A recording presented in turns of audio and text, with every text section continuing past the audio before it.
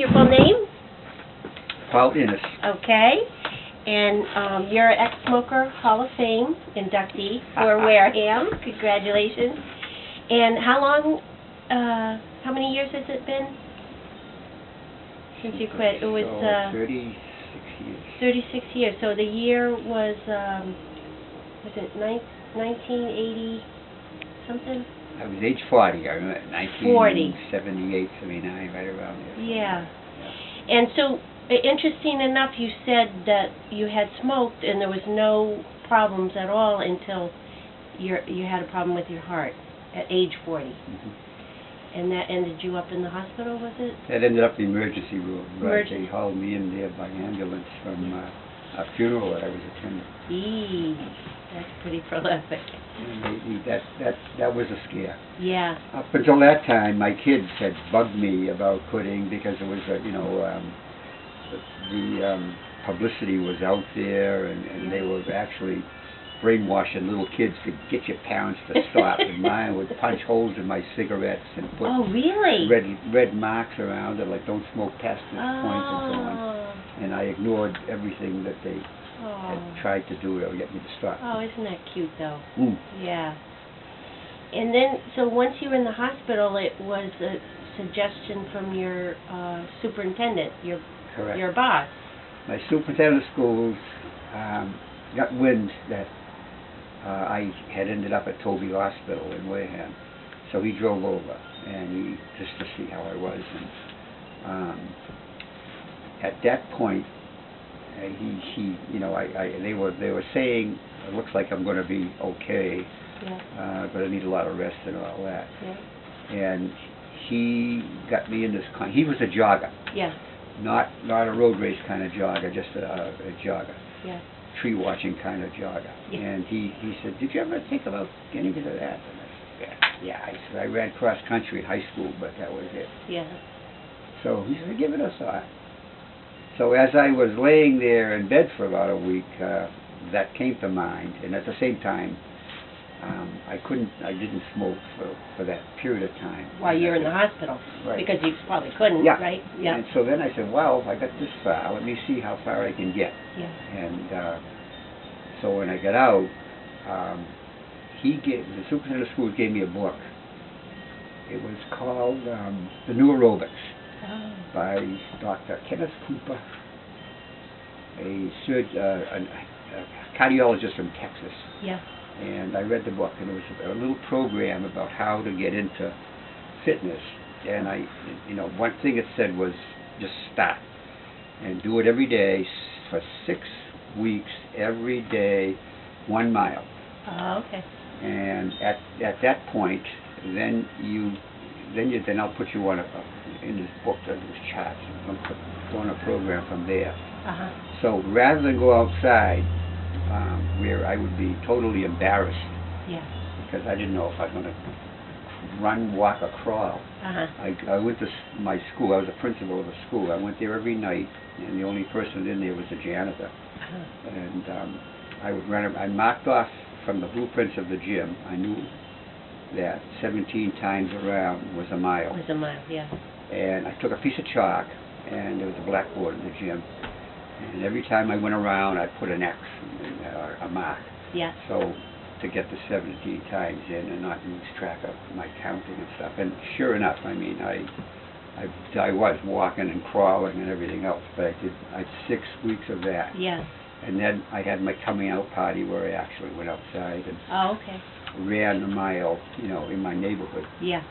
Unashamed, because I could at least run the mile. Yeah. So that's how it got started. Yeah. And the trade-off was that I realized that in order to do this, you can't smoke. Right. And so it's like giving up one addiction for another addiction. Yeah. And sure enough, I became addicted to running. Right, exactly. So, and you said before, too, you substituted a good behavior with the bad one. Mm-hmm. So it still was an addiction, but it was a good behavior. Exactly. Yeah. Exactly. Yeah. Yeah. And so much so that, I mean, I wouldn't think about going a day without running. If I went, at one stretch, I went 5 years, 5 consecutive years of not missing a day.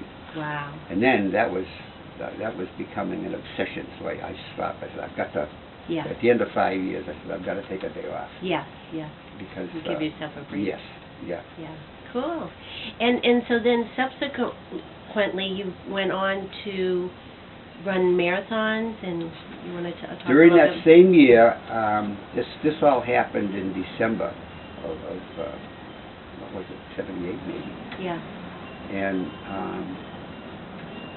April of that year, I went up and watched the Boston Marathon. Yep. As a spectator. Yeah. I'm going to do that.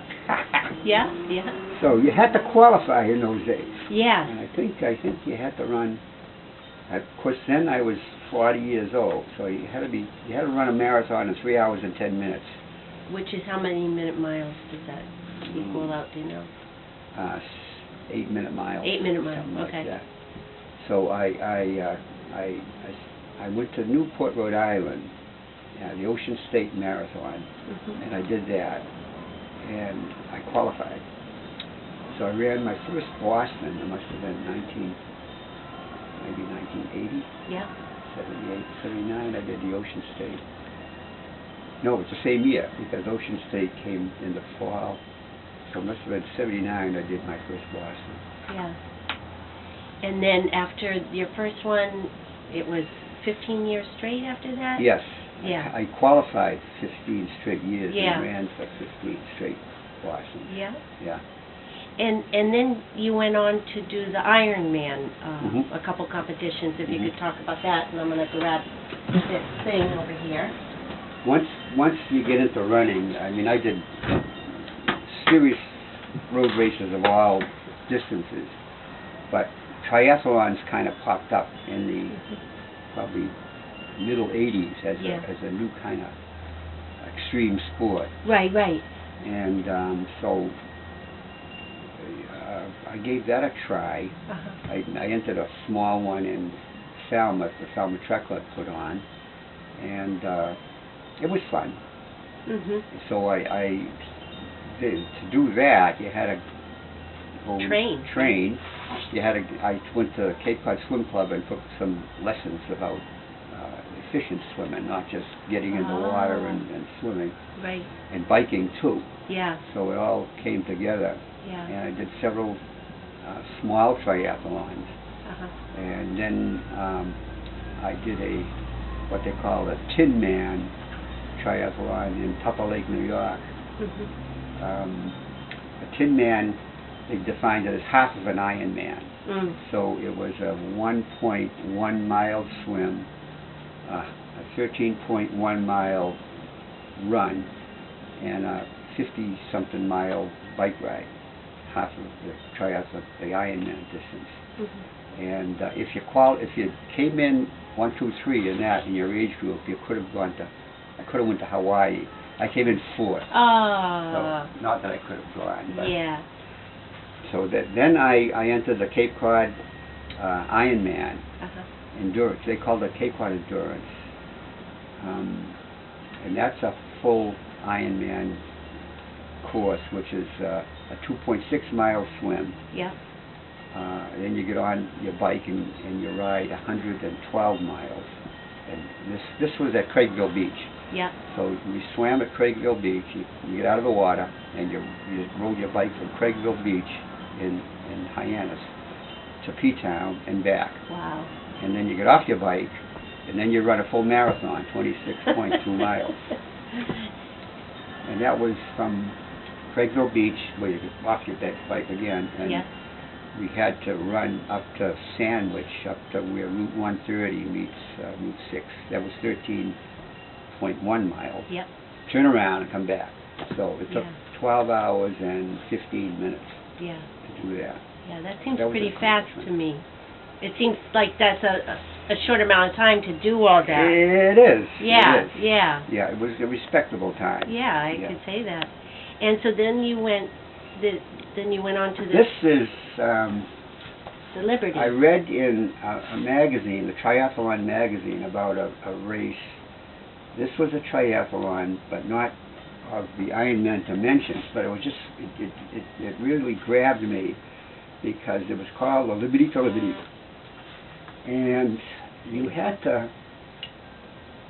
it started off in Liberty State Park in New Jersey. And you jumped off a pier. There was, the dimensions of this race was a swim in the Hudson River. It was like 1 point something miles, I forget. And then you got on your bike and you rode to Philadelphia. Yeah. And it was Liberty to Liberty because you went from the Statue of Liberty to the Liberty Bell. Yeah. And when you arrived in Philadelphia, you had to run, I think it was 8 miles up Broad Street. So the training was similar, but because it was a Hudson River, we had to get typhus shots, so you wouldn't get whatever's in the water. Yeah. And you wore a wetsuit to keep the diesel fuel off of you. Oh my goodness. So you jumped in the water in a pier, one of those old abandoned piers on the Jersey city side. And you actually leaped down the water, and you had to swim out around the Hudson River up to where Ellis Island is, and then back. Yeah. And you climbed up the ladder, and you got on the bike and rode to Philadelphia. And then you got off the bike in Philadelphia, and you did the Broad Street run. And I came in first in my age group in that one. Yeah, yeah. And what year? This is 1989. Okay. On July 4th, right? Okay, yeah, but the 4th of July. Yeah. Liberty to Liberty, 4th of July. Yeah. So it had to be hot, too. It was. Yeah. But the thrill is that each time now when I go over the George Washington Bridge or something, I can look down and I swam in that water. Yeah, that's pretty impressive. Yeah. That's very cool. And all of this came about, we're going back to smoking. It was again a trade-off. If you want to do these things, you can't. You got to stay in shape. Yes, absolutely. You got to prepare and be in shape. Yeah, and make that commitment, to doing that. And it transfers into your life in many, many ways. The discipline, the motivation. It's just so many ways. Yeah, yeah. Very good. Any other questions you might have? Just maybe one question. What's the takeaway for you? What is that one thing that you can say in 10 seconds? What's that takeaway? What resonates for you? It's a life-changing thing. It goes on today. I mean, I still go to the Y every day. I do something. I can't compete anymore, but I swim or ride the bike or do something. It's a lifestyle. It's not, so many, can I continue? So many people say, gee, I wish I could do that. I'd like to do this, but it isn't that. You got to just do it. Yeah, and exactly. And you got to do it every single day. Keep on going. And not just talk about it. That's the takeaway. Yeah. That's the thought. Yeah. And the same with smoking. I